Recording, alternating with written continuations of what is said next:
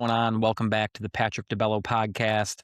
When I say welcome back, I truly mean it. It's been a long time, frankly, too long.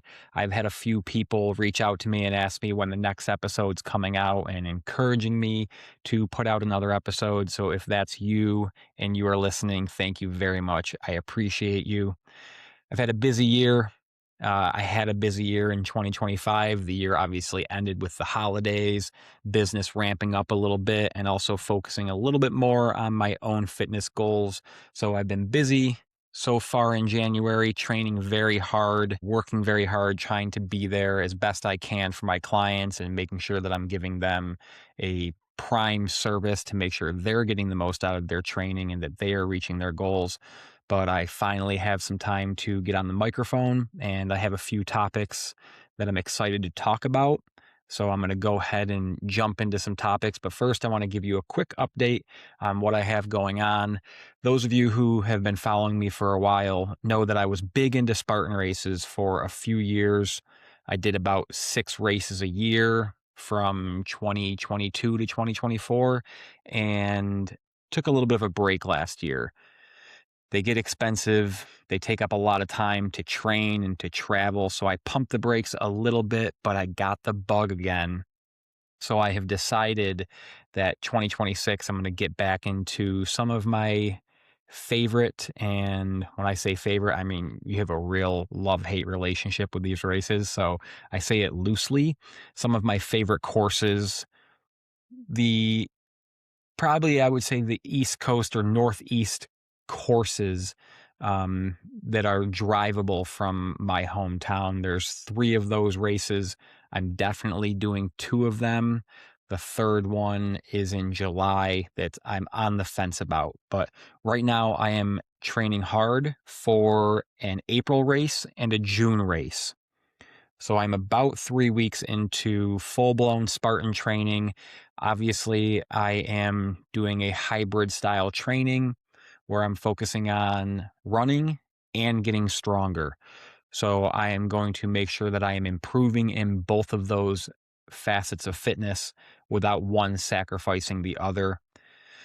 I want to become faster. I want to be able to run longer distances without feeling so beat up. And I really want to focus on my power hiking slash incline running.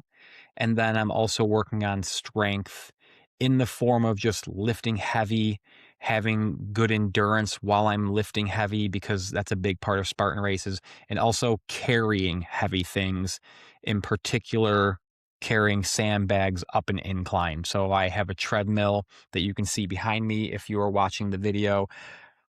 I don't have a huge office at my house, and it got even smaller when I inherited this massive treadmill from a family friend. I like things neat. I like things in order, but when you have a treadmill that's almost half of the size of your room, it's very difficult to keep things neat and in order, but that's a sacrifice that I'm willing to make right now.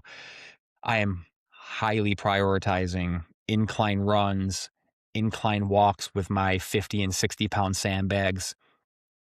I have historically had my butt handed to me on Spartan races when I have to do the sandbag carry, particularly at 2 races that have really, really hard sandbag carries. And I refuse to let that be the case this year. So I am doing a lot of carrying on the incline. And I am going to talk a lot about the treadmill today. So it's fitting that you can see this tank of a treadmill in the background of my video if you're watching. But yeah, I wanted to give you a quick update on what I got going on. I'm training for the Vernon Spartan race in April, the Bethel Spartan race in June, and potentially the Palmerton Spartan race in July. I'm going to be doing the super for each of those. Like I said, I'm looking to get faster, be able to run further without feeling beat up, getting stronger so I can do those sandbag carries, the bucket carries, things like that, and just improving my overall conditioning in regard to a Spartan race. So that's what I have going on. And on the subject of a treadmill, that's the first thing that I want to talk about today, because really the entire country is very cold right now. In particular, this past week, there's been blizzards all over the country. There's been cold weather everywhere. Um, Even Florida is 37 degrees in some parts. Texas has an ice storm. So I think it's very fitting that I'm going to talk about the treadmill today because a lot of people can't run outside right now. And even a couple weeks ago, when maybe it was okay to run outside, people like me don't want to run outside. 2 years ago, I did a lot of cold weather running outside. I just didn't feel like doing it this year. So I was planning to go to the gym for all of my runs, and then I inherited a treadmill, and now I can do a lot of my runs at home. But in regard to running outside, it's a catch-22 with running outside during the winter months because it's so beautiful and so quiet in the winter, especially on the trails. But it's also very risky, and it would suck to fall or slip on black ice or just fall because of the uneven terrain with all the snow. So you're running a risk when you're outside. Obviously, there's also the risk of, frostbite if it's extremely cold like it is right now. So the treadmill is a really great tool to be using during these winter months, specifically when it's single digits. And the treadmill gets a lot of hate. And I guess if I'm being completely honest, I probably used to hate on the treadmill as well. And this was well before I would consider myself a runner, let alone a running coach.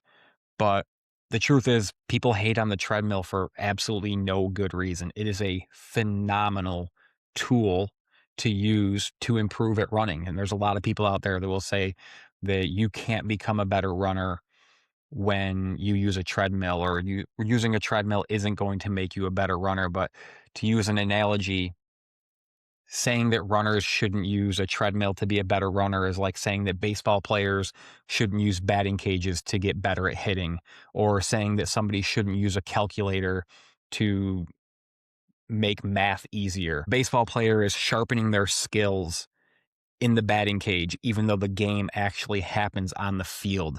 They're getting quality reps in, they're focusing on technique and just dialing in every aspect of the skill as possible. And then they go onto the field and they execute it. Same thing when you're running on a treadmill. This is the time where you can dial in your pacing. You can work on your technique. You're getting quality reps in on the treadmill, and then you're going and playing the game on the road, in the street, on the trail, whatever the case is.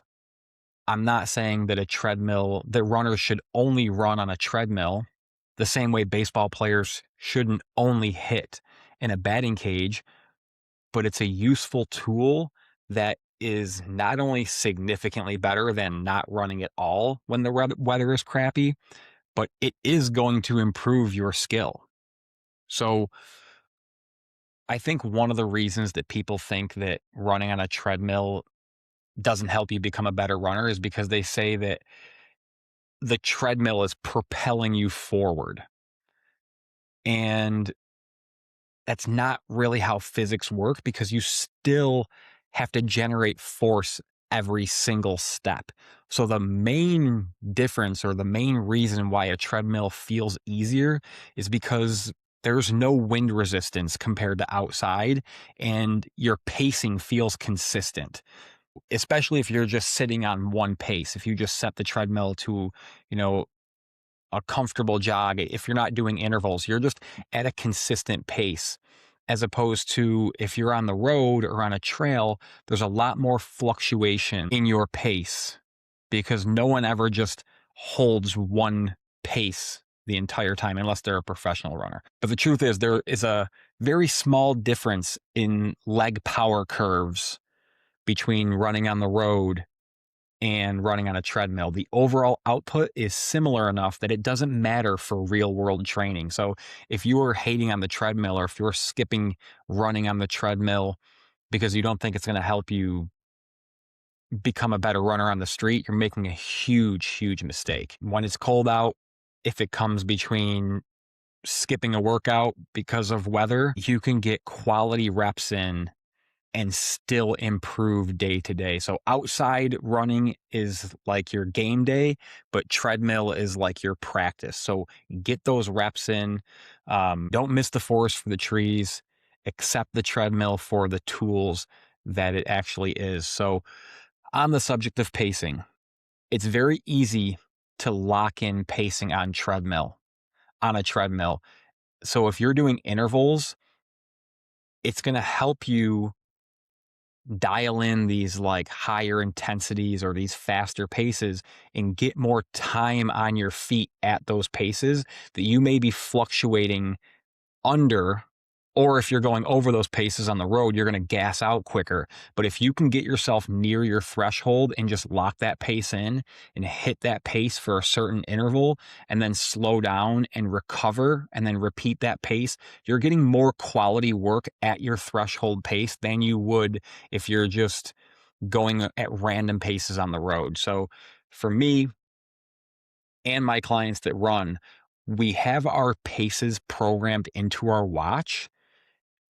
And if you're on the road, it may take a minute to get to that pace. And then by the time your watch catches up, you've already exerted a certain amount of energy to get there. And then there may be some fluctuations above or below. But when you're on a treadmill, we look at the pace on the watch. We adjust the treadmill to that pace, it gets right to it, and we can start putting in that time at that interval and at that pace. So you're actually able to get in more quality work when you're using a treadmill for interval runs. The obvious issue is if you're just running at a steady 10K or half marathon pace for 45 to 60 minutes or even longer on a treadmill, that sucks. It gets super boring. I think the one thing that helps me spend so much time doing treadmill workouts is that I do a lot of interval training.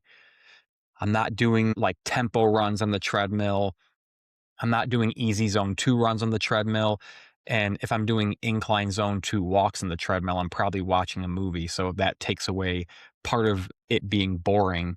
But when you're doing interval workouts where you're going hard for 30 seconds, easy for 60 seconds for 6 rounds, and then maybe a 5-minute recovery walk, and then you repeat those 6 rounds, it makes time go by a lot faster, and it makes you actually have to be in tune with the workout as opposed to just running for 45 minutes, being bored out of your mind at the same pace. So there's a lot to be said about locking in your paces. It's going to teach you restraint. The treadmill is also going to help you with a controlled incline. And there's something to be said when you're running in the street and you don't know that the road is going to turn into a hill. You obviously have to dial in. But if we're training for these Spartan races or we're training for hilly runs, you can actually control the incline and get a better training stimulus because you know what's coming. You're actually able to put in quality work. So don't hate on the treadmill. Myself, a lot of my clients have been putting in some seriously quality work on the treadmill this winter. You should be doing the same for sure. Let me see. What else do I want to talk about here? Don't just run on the treadmill. I know right now it's pretty difficult to go outside, but just like you don't have to just run on the road. You shouldn't just run on a treadmill. Doing both of them is going to help you get better at both things. There's carryover, right? So that's kind of what I wanted to talk about with the treadmill. Maybe I'm just obsessed with it right now because I got one for free and because it's freezing outside. But yeah, that's pretty much what I had to say about the treadmill. Kind of staying in the same lane as running or as cardio, something that's been really upsetting me. I'm saying that so I don't swear on my podcast, is I've been seeing a lot of coaches out there who are programming their clients' cardio by telling them how many calories to burn. So anybody who works with me, you know that we do cardio based on duration. And whether you know it or not, I'm basically looking to get at least my general fitness and health clients, people who aren't training for races. The rule of thumb is that we're trying to get you 120 to 140 max, depending on how much time you have, 150 minutes of cardio per week. that is going to be optimal for heart health. And out of those 120 minutes, 85% is zone 2, 15% is zone 3 or zone 4 or higher. But there are so many coaches out there who are doing one of two things. First of all, they're telling you to only do zone 2 cardio because that's how you burn fat. Or they're telling people to, instead of doing duration, they're saying do 200 calories worth of cardio. And that is trash coaching. First of all, if I tell somebody do 200 calories worth of cardio, there is no accurate measurement of calories burned on the planet. I don't care if it's your smartwatch. I don't care if it's the treadmill. The treadmill definitely isn't telling you how many calories you burned. The air bike, the elliptical, nothing.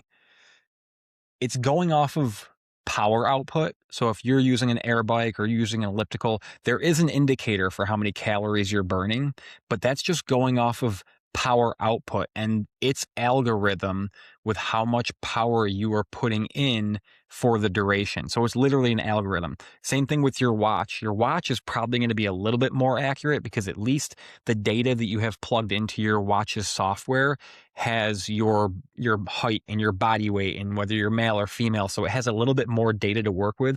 But even still, the technology doesn't exist for an accurate reading of calories burned while doing any exercise. So I think it's irresponsible and, how do I put this? Shitty coaching, frankly, when someone says go do 200 calories worth of cardio. It also creates a bad relationship with food because when you're putting exercise and calories together, now you're looking at it as like, okay, well, what's 200 calories? Oh, 2 tablespoons of peanut butter is 200 calories. It's actually 190 calories. But like, so now I'm going to go and like burn off the 2 tablespoons of peanut butter that I ate. That creates a horrible relationship with exercise and a horrible relationship with food. It's irresponsible. It's inaccurate. And there's no backing as far as like it actually making you healthy. The truth is 120 to 150 minutes of cardio per week is optimal for heart health. And when push comes to shove, you've heard me say this hundreds of times, the only reason you do cardio is to improve your heart health or to improve your performance in a given modality that is reflected in the type of cardio that you do.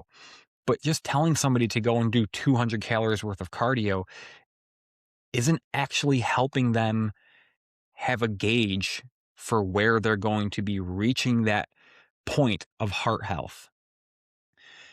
I've also seen a couple of arguments where some coaches are saying that you should only do zone 2 cardio because that uses fat for fuel. And when you start to do high intensity cardio, you're burning glycogen, which is going to in turn make you go back and eat more. And you're just going to be eating the calories that you burned from your workout. While that may be true, technically, when you are using fat as fuel, you're not actually burning body fat.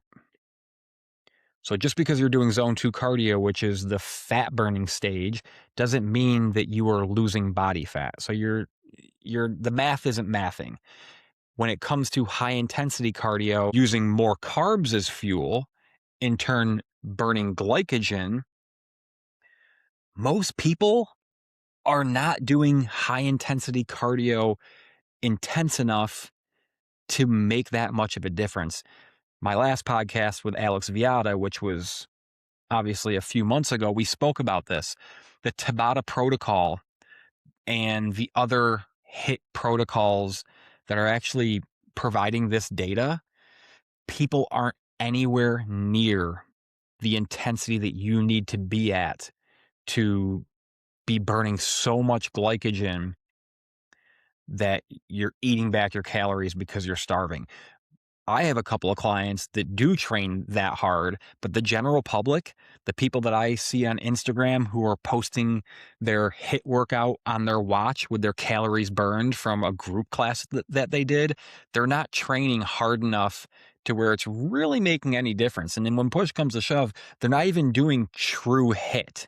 If you're doing a 75-minute HIIT class, you're not actually doing a HIIT workout. HIIT workouts are so intense that they are like 20 to 30 minutes long max. And the work duration and the rest duration make it so that you're only working for like a quarter of that time. So if you're doing a true HIIT workout, the ratio is going to be 2 to 1. I'm sorry, 1 to 2. So your work interval is going to be 20 seconds and your rest interval is going to be twice that. So you're looking at 20 seconds of work, 40 seconds of rest for 8 rounds. And then you do like a recovery interval, maybe 4 minutes of just a walk. And then you're going back to that 20 seconds of work, 40 seconds of rest.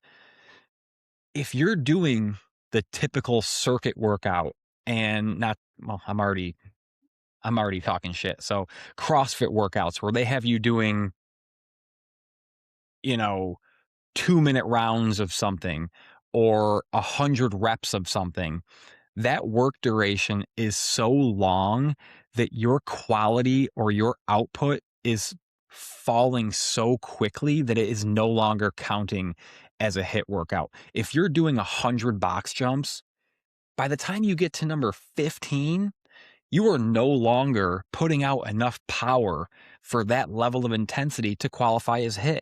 But if you get on an Airdyne and you do 20-second all-out sprints, and then you do a 40-second complete rest for 6 to 8 rounds, that's a HIIT workout. You are going all out, balls to the wall for 20 seconds, and then you desperately need that 40 seconds to rest and recover so you can put forth all of that effort again in the next 20 seconds. You can't do that for an hour. So if you're doing something that you can actually sustain for an hour, it's not HIIT. Yes, it's circuit training because you're going 60 seconds on, 30 seconds off, but it's not true to the actual studies that are giving you this information saying that HIIT workouts burn so much glycogen that you're going to go back and you're going to replenish those glycogen stores and you're going to eat back your calories. It's just not happening.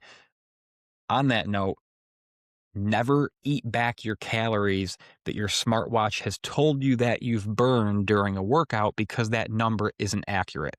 Back to those an hour and 15-minute HIIT workouts that people do and they post online where their watch tells them they burn 900 calories.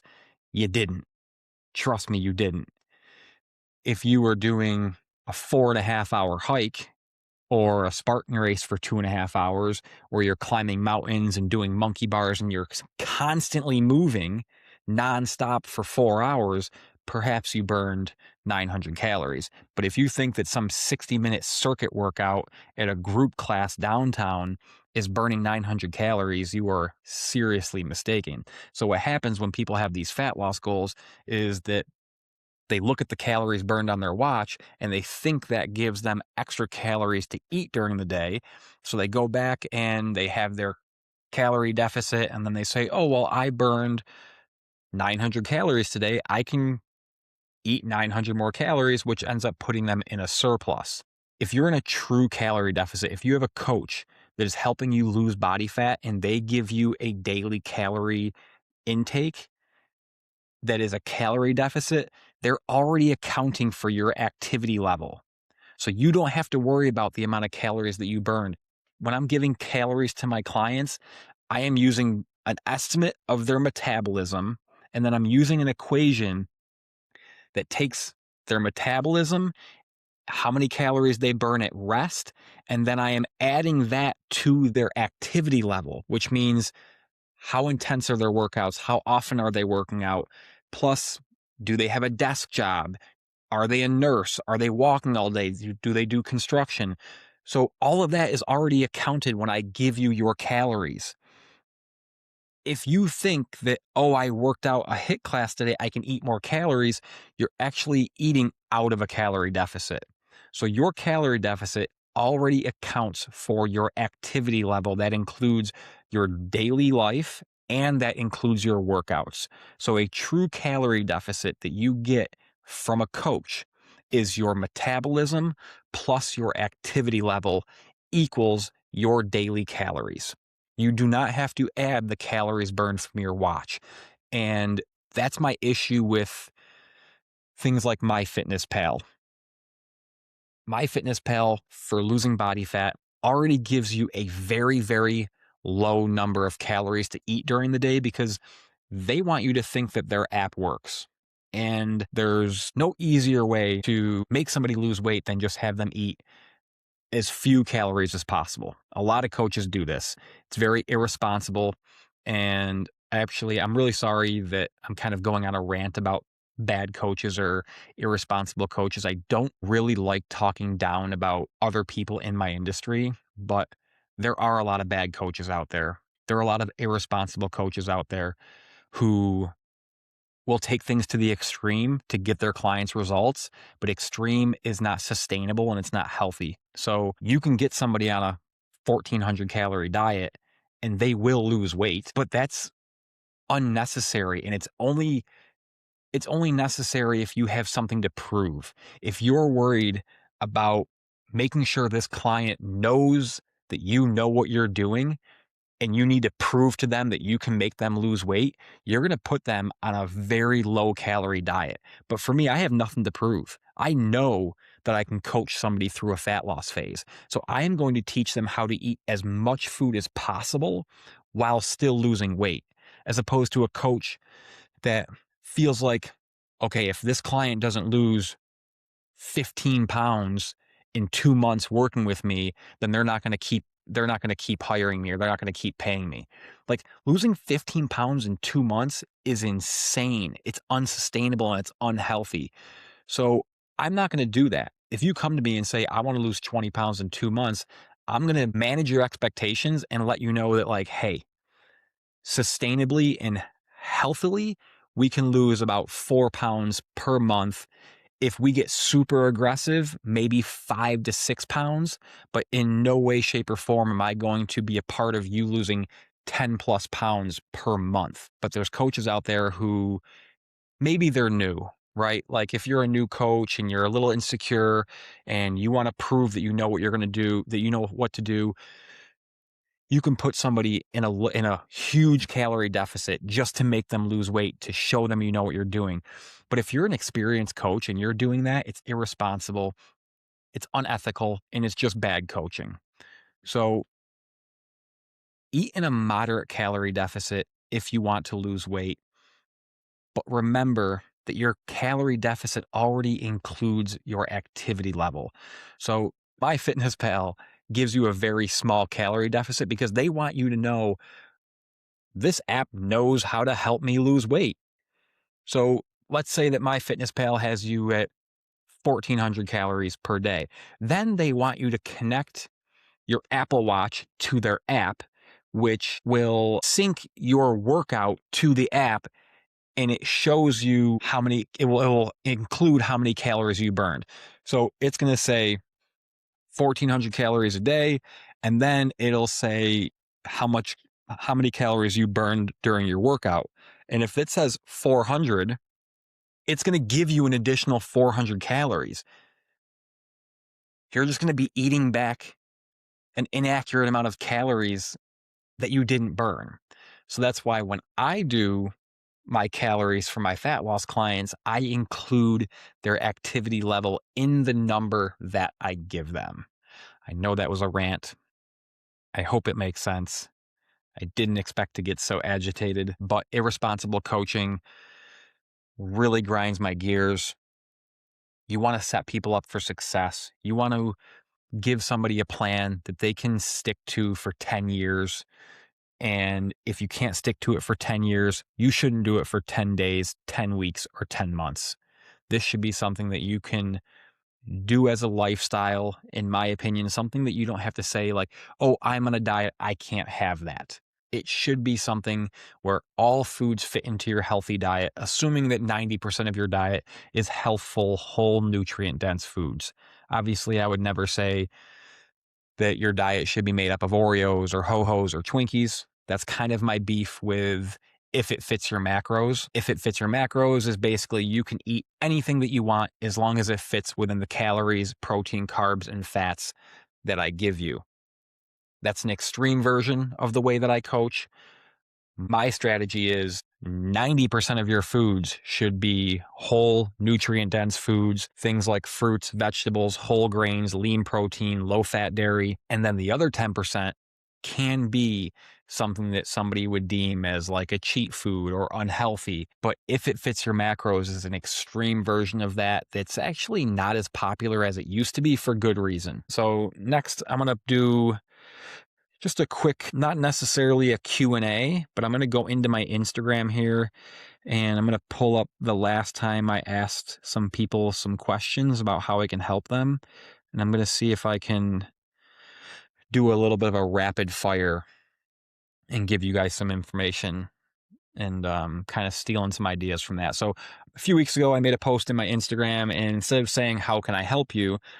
I asked, what is your number one struggle with fitness right now? And this was at the beginning of the year, and I intentionally did it at the beginning of the year because this is the time where a lot of people are trying to get into fitness and they're trying to, build a routine and build habits. And obviously, new year, new me, which if you know me, you know I support that because sometimes we need like a milestone time in our life to get our shit together. And if that is the first of the year, so be it. I think that's great. While I also don't think that somebody should if it's Thursday and they're like, oh, I want to start eating healthier, I'll start Monday. Like, why not just start Thursday? Because you could get 4 days under your belt of eating healthy. Both things can be true. So I support these New Year resolutions, but I also think if you want to make a change, let's do it right now. So getting into it, what is your number one struggle with fitness right now? I'm obviously not going to say people's names, but I'm going to go through a couple of the answers that I got. The first one was wanting to lift versus feeling like I have to lift. And my response to this person was, you do have to lift. You do have to work out. I don't care if you want to or not. You have to work out. Once people understand this and accept this, they're going to be a lot better off. You may not enjoy it, and you're definitely not going to enjoy every single workout. But if you want to be healthy and you want to maintain your independence as you age, and you want to be able to do things without feeling beat up or exhausted, or if you want to be able to play with your grandchildren, if you want to stay off of medication or stay off of as many medications as you possibly can as you get older, you have to work out. You don't have a choice. Exercise is one of the only undeniable things that we can do to improve our health. When it comes to nutrition, there's so many polarizing topics about what foods you should be eating, what ingredients are harmful to us. But there is no denying that exercise is something that you can do to have immediate and extreme impacts on your health in a good way, in a positive way. So when people have the mindset or they use the saying oh, I don't have to work out, I get to work out. I disagree. You have to work out. So that's what I told my friend here. I know him, so I was able to be a little bit more forward with him because I know he knows this as well. He's a trainer, and it just goes to show that even trainers have these difficult periods where maybe they're not feeling motivated, even they are disciplined and it's still not working. Another question on the same subject that I get all the time is how do you stay motivated? And I had a conversation with my wife recently. We were kind of talking about this, and she said something that made me realize how I get through these times. This is how I am, and I didn't even realize it until she mentioned it. But when you remove the negotiation process with if you have to work out or are you going to work out, it gets a lot easier. I have no negotiation when it comes to working out. I do not care if it's a holiday, a birthday. I don't care what's going on. There are no negotiations. I am going to work out. And some point in my life, I made fitness a non-negotiable. I will exercise in some way, shape, or form 7 days a week, non-negotiable. A lot of people should adapt that mindset. And that doesn't mean you have to train like an athlete 7 days a week, but you should be doing some sort of exercise and some sort of movement and something good for your mind and your body and your soul every single day in some capacity. And it should be a non-negotiable. And when you remove the short period of time where you say, like, should I get my gym bag out and go to the gym? Or if you get to the gym, you don't feel like going inside, like, should I go in or should I just go home after work? We all have moments where we're debating that, but you have to remove those moments and remove that barrier of the negotiation process to be consistent and to actually stay disciplined. Next, oh, this is a good one. And I actually have a short form piece of content. I have a reel planned for this one. Not because of this person asking, but because I saw a ridiculous video that infuriated me a couple of nights ago.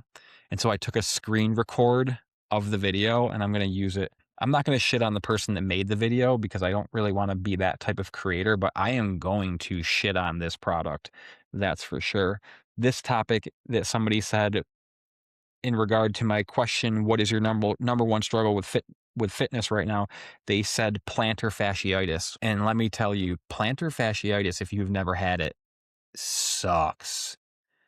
It is crazy how impactful it is just putting your foot on the ground. You know, these professional athletes who will be out with plantar fasciitis, and someone who's never had it will be like, oh, you're an athlete, you should be playing. How come you have plantar fasciitis and you can't play? It's like, bro, have you ever had this happen to you? Because it sucks. And I'm afraid that a lot of people, well, a lot of people don't know how to treat it, and that's okay, because if you're just general population, you really shouldn't know how to treat it unless you look it up and research. And then on top, you know, with that said, there's so much misinformation out there. It's crazy. What really grinds my gears is when a doctor, or I would say a chiropractor, will just treat plantar fasciitis with insoles, and that's their fix.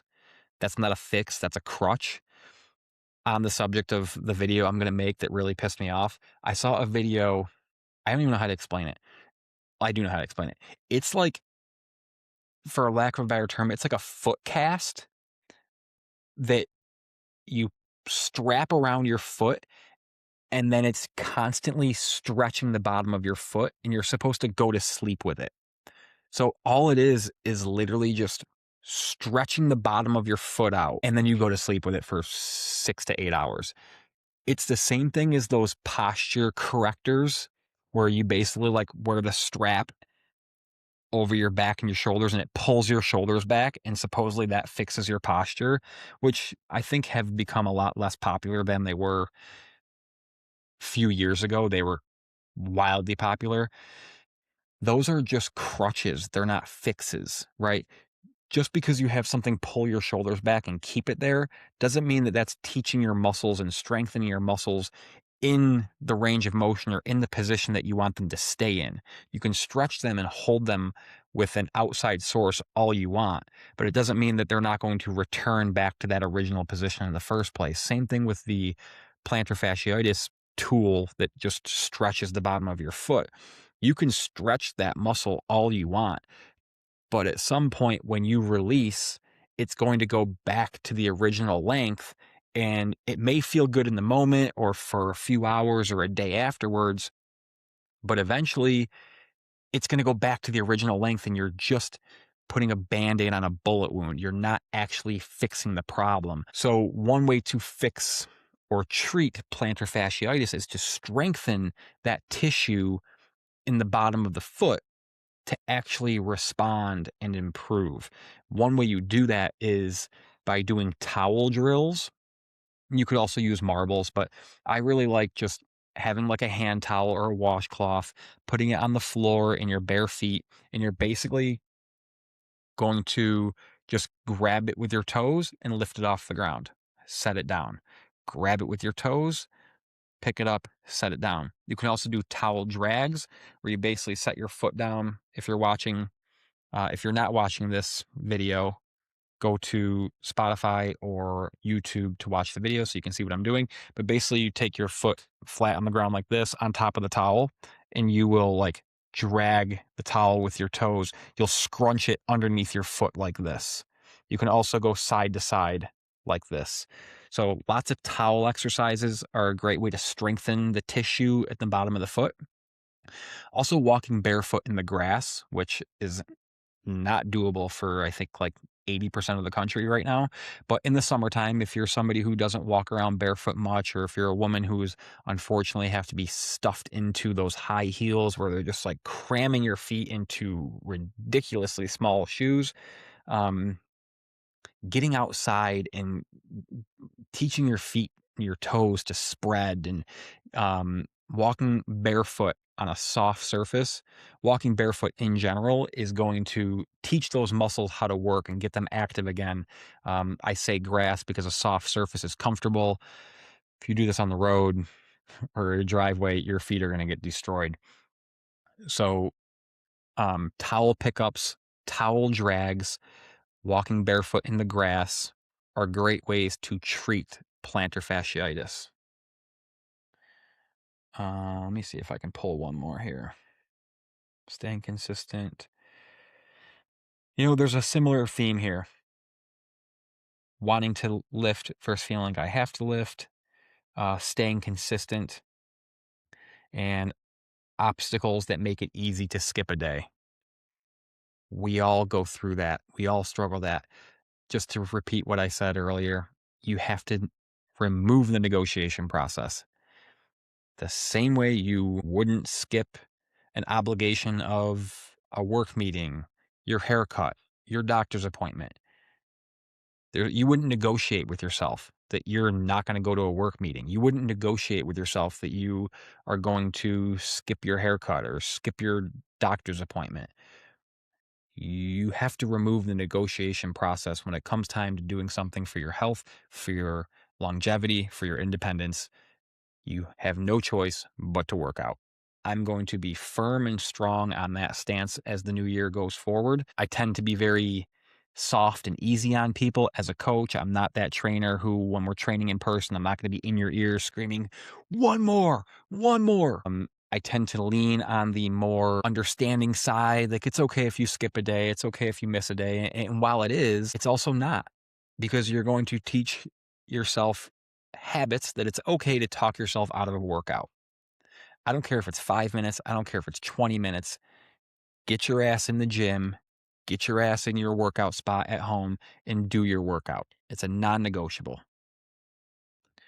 All right. I don't want to start losing you guys. So if you stuck around this long, I appreciate it. My first episode back for the new year. It feels good. I actually got more comfortable as the episode went on. So I feel like I felt strongly about those topics that I happened to get into. I hope you guys enjoyed the episode. If so, and you have not yet left a 5-star review or a written review on Apple, please do so. If you have any topics you want me to talk about, it would help me immensely if you shoot me a message, leave a comment. However you want to get a hold of me, you can either shoot me a message on Instagram at Patrick DiBello Fitness, on my Facebook page, Patrick DiBello. In the comment section here, you can email me, Patrick at SyracuseFitnessCenter.com. Please let me know the topics that you want me to discuss. It makes it so much easier for me to record when I have information and topics that I know people want to listen to. I'll just be completely honest. There's times where I think about things and I'll say, no one cares about that. So I just don't make an episode. For some reason, I feel super strongly about running on a treadmill. And I was like, no one cares about running on a treadmill. And even though people like hate on treadmill running, I was like, I don't think anybody cares about this. So I made a reel about it today, and I almost didn't. I almost didn't make this episode because I don't think anybody really cares about the things that I want to talk about.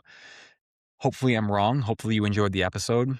And if there's something you want me to discuss, like I said, please reach out. And above all, thank you very much for listening to the episode. Thank you for your support. If you have been listening to me or following me for any amount of time, I greatly appreciate it. I would be nowhere without you. Until next time, cheers.